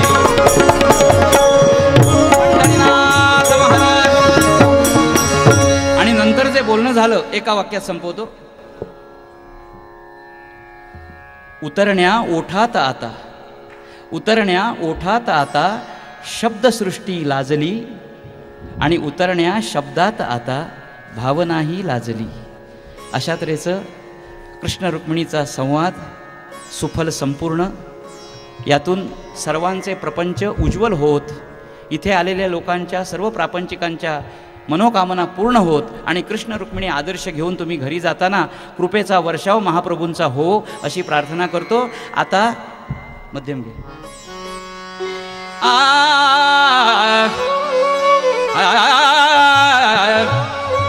महाप्रभूंकडे ती पाहते आणि म्हणते, खोला खोला जा, खोला जा, खोला खोला जा, बाजू बंद सावरिया ने जादू डारा, जादू डारा, जादू डारा, खुला खुला जा, सतीपतीला गुणी अति करी, सतीपतीला गुणी अति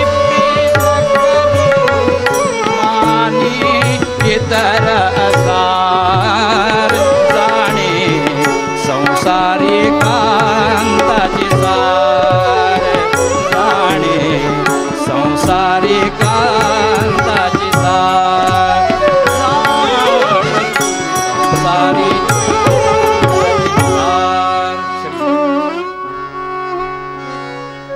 पंढरीनाथ गोपाल कृष्ण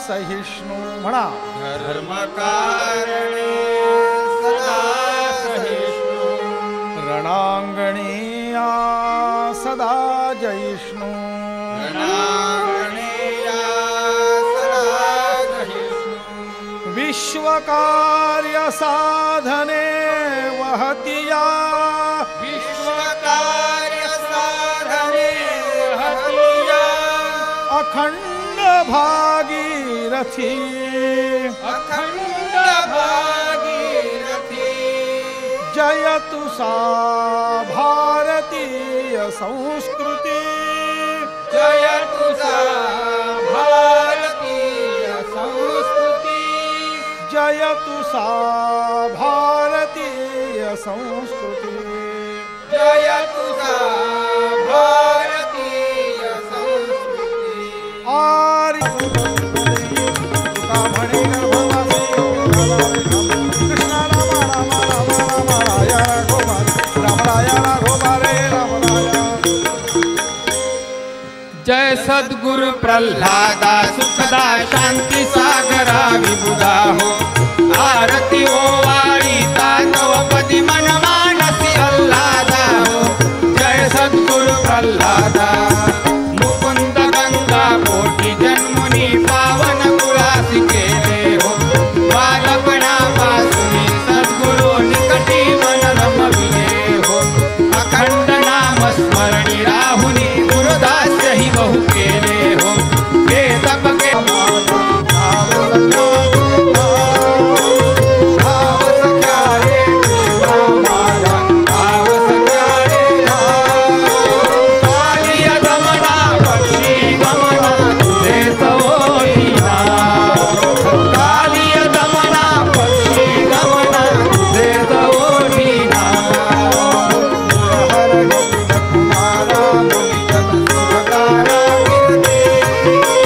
अभिनव नवनीत जोडा जोडावर,